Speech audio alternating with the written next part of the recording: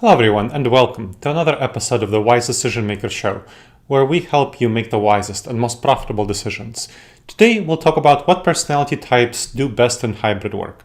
My name as always is Dr. Gleb Tsipursky and the CEO of Disaster Avoidance Experts, the future of work consultancy that sponsors the Wise Decision Maker Show. And now to the episode topic. So let's talk about variance in hybrid work and employee performance. Many employees we clearly see excel while they're working remotely, whether it's fully remote work or in hybrid work during the periods when they're working from home. But some others do struggle. And these differences cause frustration, confusion to many managers who are trying to figure out hybrid work, remote work, full-time in office work, what should I have my teams do? And as a result, I see that managers, because they have trouble figuring this out, they're confused, they often mistrust employee productivity outside the office. For example, Microsoft, the company, did a lot of research showing that managers have productivity paranoia. 85% of leaders report lacking confidence in employee productivity when they're working remotely, which is pretty problematic. We know that people who are working remotely are highly productive, and these skills improved during the pandemic. So that is definitely the case. I'll give you a Stanford University study, peer-reviewed study, that showed that remote workers were 5% more productive than in-office ones in 2020, but that gap increased to 9% in 2022 because, over 2 years, because of improved technology and better facilitation by companies of remote work. People learned how to work together better, how to collaborate better. Managers learned how to lead remote workers better, hybrid workers better, so the amount of time that people worked remotely. So people are definitely overall on average more effective, more productive when they work remotely. But this is mediated by personality differences. So employee personality differences do drive some seemingly random performance differences, separately from do they have a nice environment at home? Are they able to not have distractions? Do they have a comfortable home office? Personality differences definitely play a role. So you want to think about how to match hybrid work arrangements to personality traits to optimize performance, resulting in a win-win for all involved. Let's talk about that. Well, how do you measure employee personality? You want to use the right measurements. You want to use validated tests, not tests that are actually pretty bad predictors of job performance, like DISC and MBTI and Myers-Briggs. They have limited predictive validity for job performance and low test-retest reliability, meaning when you take the test and then you take the test again that you get the same scores, right? For that test-retest reliability, if the test is actually measuring something real, you need to have consistent scores, and DISC and MBTI don't. There's a lack of norming, so evaluating whether the same groups have the same scores, if they have the same supposed personality differences as measured by DISC and MBTI, and poor internal consistency measures when you compare various metrics to one another. Harvard Business Review article confirmed their lack of reliability, reporting on a number of studies that show that DISC and MBTI are not very good. By contrast, the Big 5 personality test is actually very effective. I'm not saying this as someone who has any financial compensation from the Big 5 personality test. It's just what the research shows actually is valid. So it offers a reliable science-based option to evaluate people's personalities. It's a best practice in this area. It has a high degree of predictive validity for performance and test-retest reliability, meaning people will have the same test results over time. And we know that it predicts job performance, so it's a very good test in that regard. What are the components of the Big 5? What are the Big 5? You have conscientiousness is one. Extroversion is another. Third is emotional stability, also known as neuroticism. Fourth is openness to experience, and fifth is going to be agreeableness. So that's the 5 components of the Big 5, and those are the Big 5.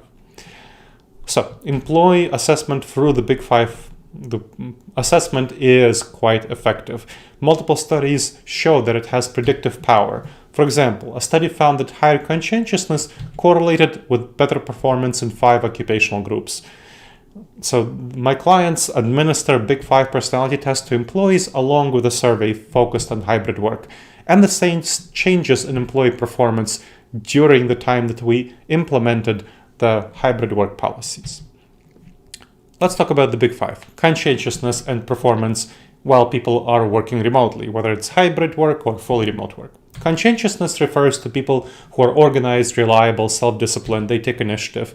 It strongly correlates with higher performance during remote work. Now, we know that high conscientiousness employees perform better even in the office, but the performance gap is higher between those who are stronger and weaker in conscientiousness while they work from home. So because people who are lower in conscientiousness, well, the office keeps them more conscientious. They are kept more on target when they're in the office. But when people are working remotely, they need to be more individual workers, and that's where being high conscientiousness really helps. All right, and this is clearly statistically significant, so probability is lower than 0.01, that this is a null hypothesis for those who care about the statistics and want to get into that. And this, by the way, comes from a number of, I told you that's coming from my clients performing these assessments. I gathered all of this data together to create studies and broad research based on a number of clients. And this is what the findings show, that the probability of that being a null hypothesis of conscientiousness not being a predictor of higher performance in remote work comparatively to whether people have compared to in-office work. That's the probability of that is less than 0.01, so less than 1%. Extroversion and performance. Extroversion, you know what that means: sociable, outgoing, talkative, someone who's assertive, energized by others, and introversion is the opposite. Now, people who are extroverted do perform less well while working from home compared to in the office because they're lonely, they are socially isolated, and that's not so much of a challenge for people who are introverted. It's somewhat of a challenge for them, but it's less of a challenge than for people who are extroverted. So for those higher in extroversion, this is a big problem. So this is definitely high statistical significance. Probability of the null hypothesis is less than 0.01, meaning less than 1%. Emotional stability, neuroticism, and performance. Emotional stability, it's kind of like it sounds: calm, even-tempered, phlegmatic, resilient, less prone to negative emotions or positive ones.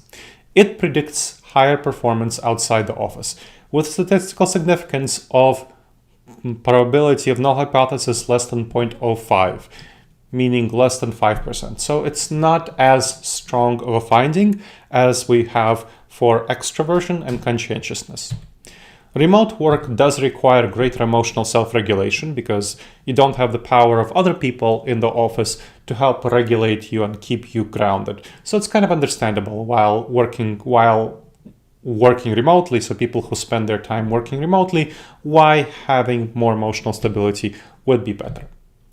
Openness and performance. Let's talk about openness to experience. Openness to experience refers to being open-minded, creative, curious, imaginative, thinking outside the box. People higher in openness do perform somewhat better while working remotely, with a statistical significance of the null hypothesis being less than 0.05. So that means less than 5%, again, comparable to emotional stability, less important than and less statistically significant, but still statistically significant than extroversion and conscientiousness. Lower openness scores means that people struggle to adjust, I think it seems like, to some of the novel elements of working from home. So that's why it seems to be the case that openness to experience correlates to stronger performance. So people who are more open to the novel elements of working from home do perform better there. Finally, agreeableness, kind of like it sounds: cooperative, focused on compromise, avoid conflict, not argumentative. There's no statistical significance in performance for agreeableness that we could find. Pretty similar performance. So, what does that imply for personality differences and remote work preferences? Well, managers are still suspicious of remote workers because some workers perform less well, and even the same conditions, same roles, and so on. And that's because of personality differences. So a large majority, on average, do perform better. We saw that in performance measurements. But managers focus on the poor performance due to the cognitive bias known as the availability bias.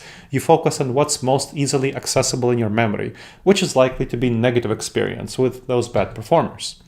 So how do you use the Big Five assessments for optimal remote work? You want to develop data sets of personality traits affecting remote work performance among your employees by giving the Big Five personality assessment. And then you want to adjust work for different personalities, including training managers on the Big Five personality assessments so that they can manage their teams better. So here's an example. Someone who is high in conscientiousness and low in extroversion would be great for full remote work or mostly remote work, because high conscientiousness correlates with better performance while working remotely, and high extroversion correlates with worse performance while working remotely. That means high conscientiousness correlates with better performance while working remotely, while high extroversion correlates with worse performance while working remotely. So you want someone who's high conscientiousness and low extroversion. High extroversion and low conscientiousness, by contrast, would be someone who performs better in the office for more of the time. Now, people can definitely overcome these challenges. So people with high extroversion and low conscientiousness, it's definitely doable for them to succeed in remote work. I've seen it happen, but it is a constant struggle. So it requires support from the manager and the team to address loneliness, isolation, keep them grounded, keep them organized, and that performance may slip after the initial burst of passion for remote work. So you want to have structure, motivation, and socialization benefits of the office are important. So you want to deliberately replace those for people who are high extroversion and low conscientiousness if you want them to work more time remotely. To optimize team performance, assess the personality traits of team members and adapt hybrid work arrangements to fit their needs. Train everyone on hybrid and remote work best practices, and that's how you'll get a win-win solution for everyone. All right, everyone. I hope you found this episode helpful. Again, my name is Dr. Gleb Tsipursky. I'm the CEO of Disaster Avoidance Experts, the future of work consultancy that sponsors the Wise Decision Maker Show. Please make sure to subscribe to the show wherever you check this out and leave a review. It helps other people discover the show, and it helps us improve the show. All right, everyone. I look forward to seeing you in the next episode of the Wise Decision Maker Show. In the meantime, the wisest and most profitable decisions to you, my friends.